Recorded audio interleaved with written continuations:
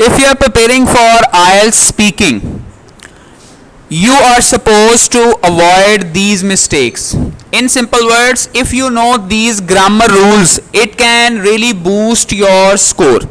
In other words, most common mistakes in IELTS speaking, ज़्यादातर जिन mistakes की वजह से आपके बैंड स्कोर कम हो जाता है, जिनको 7 चाहिए उनका 5 आ जाता है, 5 चाहिए 4 आ जाता है, 3.5 आ जाता है, ठीक है, उन चीज़ों को आपने फोकस करने की कोशिश करनी है. Number one thing is that कि whenever you are pronouncing S, it's not that clear, ठीक है, you are not pronouncing S clear.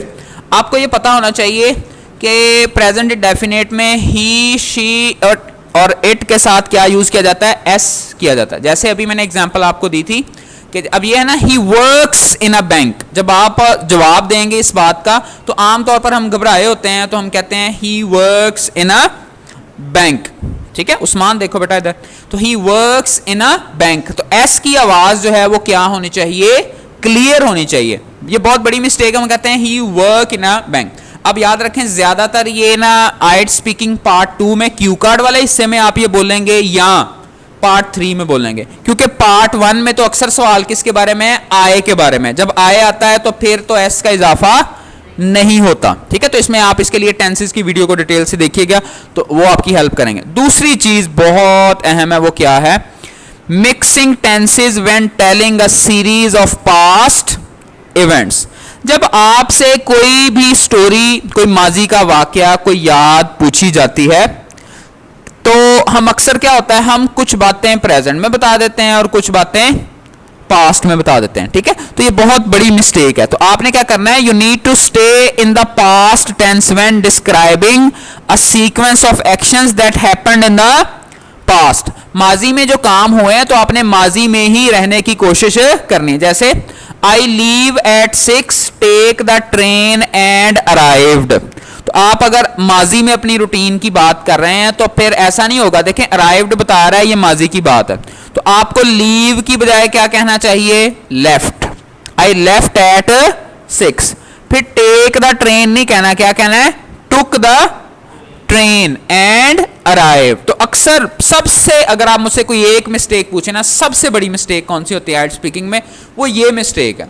और अक्सर ये कहां पर होती है, IELTS स्पीकिंग पार्ट 2 में क्यू कार्ड वाले में, ठीक है. For example they would ask you about describe a day when you visited a hilly area. कोई एक दिन बताएं जब आपने हिली एरिया का विजिट किया हो, ठीक है. या describe about a discussion that you had with someone, किसी के साथ आपने डिस्कशन की थी उसके बारे में आप बताएं.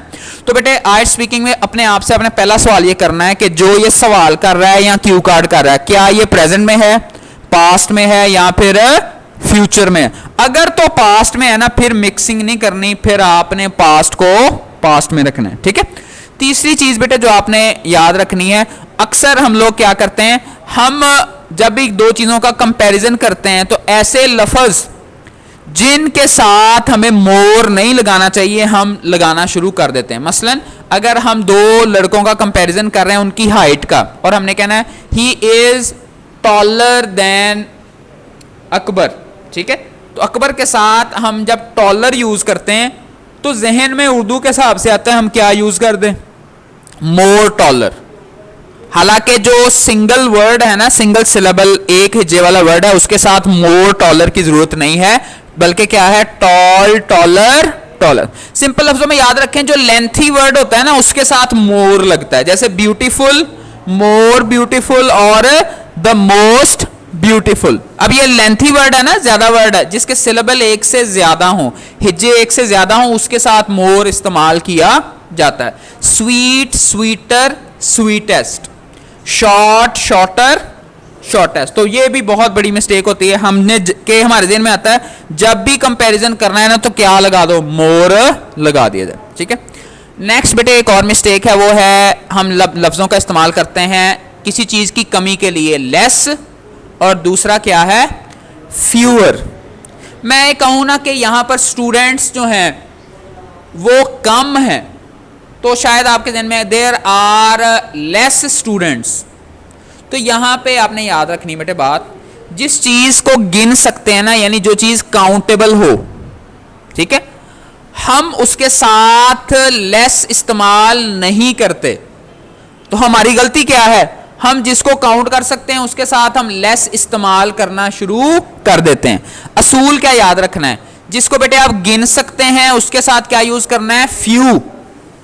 और जिसको आप गिन नहीं सकते उसको क्या यूज करना है आपने? लेस। ठीक है, जैसे मैं ये कहूं some student pay less attention to the lecture, कुछ लोग कम तवज्जो देते हैं, तो आप ये नहीं कह सकते सम स्टूडेंट्स पे फ्यू अटेंशन। तो अटेंशन को हम बेटा गिन तो नहीं ना सकते, ठीक है? तो जिस चीज को गिन सकते हैं वो फ्यू होता है और जिस चीज को नहीं गिन सकते वो लेस होता है, ठीक है? तो ये भी एक बहुत बड़ी मिस्टेक है। तो आइंदा से जब भी आप ये कोशिश करें, मसलन पीपल आ जाए, बहुत सारे लोग हैं, फिर भी फ्यू या फ्यूअर इस्तेमाल करना है। कार्स आ जाए, फिर भी फ्यू या फ्यूअर। इस तरह से वाटर का लफ्ज है तो पानी के कतरे तो नहीं ना हम गिन सकते। या जिन चीजों को बेटे मैयर किया जाता है ना, नापा जाता है, गिना नहीं जाता, वहां पर हम लेस इस्तेमाल करते हैं, और जिन चीजों को गिना जाता है वहां पर हम फ्यू इस्तेमाल करते हैं, ठीक है?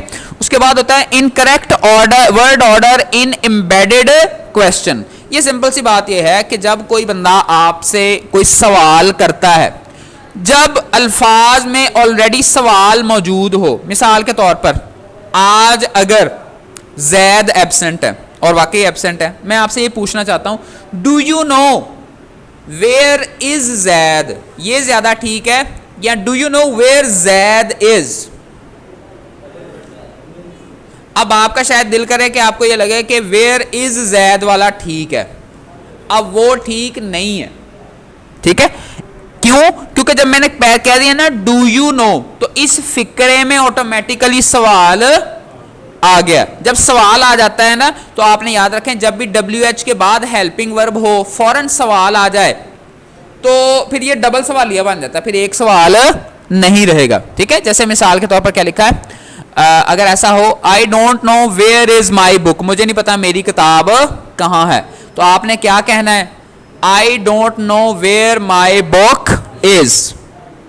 अब ये होगा थोड़ा सा अजीब, क्योंकि अगर आपने सिर्फ सवाल करना है तो फिर आप क्या कहोगे? वेयर इज माई बुक, फिर ठीक है, फिर नहीं कहना वेयर बुक इज माई या वेयर इज माई बुक, फिर ठीक है अगर अकेला आप कहें। लेकिन अगर आ जाए ना पहले से सवाल, तो फिर इस तरह से इसको इस्तेमाल करेंगे, ठीक है बेटा? नेक्स्ट है, ये रूल आपने ज़हन में रखना है, वो क्या है? Omitting the article the with specific abstract ideas और इंस्टीट्यूशन। तो हम अमूमन हर चीज के साथ ही दी या दा का लफ्ज लगा देते हैं, ठीक है? हम आम जिंदगी वाला हिसाब समझते हैं कि जहां पे हमारा दा लगता है हम दा लगा देते हैं, लेकिन ग्रामर में भी इस तरह से नहीं है कि हर जगह पर आप ये दा लगाते रहें। तो ये पंजाबी वाला दा आपने इधर नहीं लगाना, याद रखें। ऐसी चीजें जिनका कोई जिस्म नहीं है लेकिन हम उन चीजों को मानते हैं, या आप एब्स्ट्रैक्ट चीजें किनको कहते हैं? अनटचेबल, जिनको टच नहीं किया जा सकता, ठीक है? और उनको हम लोग क्या करते हैं? मानते हैं, ठीक है? तो हम लोग अमूमन क्या करते हैं कि हम omitting the article the with specific abstract ideas और इंस्टीट्यूशन, हम लोग इन्वायरमेंट के साथ भी दी इन्वायरमेंट लगाते रहते हैं, गवर्नमेंट के साथ भी अमूमन दी गवर्नमेंट लगाते रहते हैं, ठीक है? तो आपने क्या याद रखना है कि इनके साथ आपने दी इस्तेमाल नहीं करना, ठीक है? तो आपने इसमें दी को ओमिट कर देना। नेक्स्ट, ये भी बहुत बड़ी मिस्टेक है, वो क्या है? Using will in the if class of A first conditional sentence. बेटे कंडीशनल सेंटेंस क्या होते हैं? शर्तिया फिकरात। आपको इनके नाम याद रखने जरूरी नहीं है कि ये कौन से फिकरात हैं, कौन से नहीं है। आपने ये याद रखना है कि आप पेपर में क्या बताना चाहते हैं। मिसाल के तौर पर अगर आप मुस्तकबिल की बात करना चाहते हैं, तो आप अगर ये कहें कि अगर मुझे यूनिवर्सिटी में दाखिला मिल गया तो मैं बड़ी मेहनत से पढ़ूंगा, अगर मुझे वर्क वीजा मिल गया तो मैं बड़ी मेहनत करूंगा। उर्दू में 2 दफा लफ्ज गा इस्तेमाल होता है, लेकिन इंग्लिश में 2 दफा लफ्ज विल इस्तेमाल नहीं। ये मेन गलती है कि हम ना उर्दू के हिसाब से सोचते हैं, if I will get admission in a university I will work hard. 2 दफा विल या शैल आपने इस्तेमाल नहीं करना। उसमें से एक को आपने किस में यूज कर देना है बेटे? प्रेजेंट में आपने यूज करना है। क्या? If I get admission, in a university, I'll work hard। तो एक में आप पहली फॉर्म लगा दें, नेक्स्ट में आप क्या लगा दें, विल। ये भी इस पे आपको याद रहना चाहिए। बहुत ही ज्यादा मिस्टेक ये होती है कि जब भी हम किसकी बात करते हैं, फ्यूचर की। इतना तो पता ही है ना, हमने हर सवाल में या तो प्रेजेंट की बात करनी है, या हमने पास्ट की बात करनी है, या हमने फ्यूचर की बात। तो आपके पास ये बेसिक असूल जो है बेटा वो होना चाहिए, ठीक है। उसके बाद ऐसे नाउन्स हैं जो दरअसल क्या है, अनकाउंटेबल हैं। जैसे मिसाल के तौर पर एडवाइस है, नसीहत, इसको भी मैंने बताया था गिना नहीं जा सकता। न्यूज़, ये प्लूरल ऐसे ही यूज होता है, खबरें या इंफॉर्मेशन, ठीक है। तो इनको हम लोग काउंट करना शुरू कर देते हैं, ठीक है। तो आपने ये पढ़ा ही होगा, एडवाइस की जमा एडवाइसेस नहीं है, बल्कि क्या है, ए पीस ऑफ एडवाइस। आप मुझे बताएंगे वर्क की जमा क्या है, वर्क। तो अक्सर हम जो गलती करते हैं, आपसे को पूछे daily routine, tell me about your daily, हम कहते हैं I have many works, I do a lot of many works. तो वर्क की जमा बेटे वर्क्स नहीं है, बल्कि क्या है, बचपन में आपको एप्लीकेशन याद होगी, उस एप्लीकेशन का नाम था एक जरूरी काम की दरखास्त। इंग्लिश में क्या नाम था उसका, शाबाश, क्या था, अर्जेंट पीस ऑफ वर्क। अब वहां पे वर्क्स नहीं था, पीस ऑफ वर्क आ गया ना। अगर जमा बनाएंगे तो फिर कैसे बनाएंगे, पीसीज ऑफ वर्क, ठीक है। I have many PCs of work, ठीक है। तो इसमें अर्जेंट के साथ इसको आपने प्लूरलाइज करने की कोशिश करनी है, ठीक है। नेक्स्ट है making preposition mistakes with time and place. तो हमने बहुत ज्यादा मिस्टेक्स क्या होती हैं बेटा, प्रेपोजिशन की मिस्टेक्स होती हैं, ठीक है।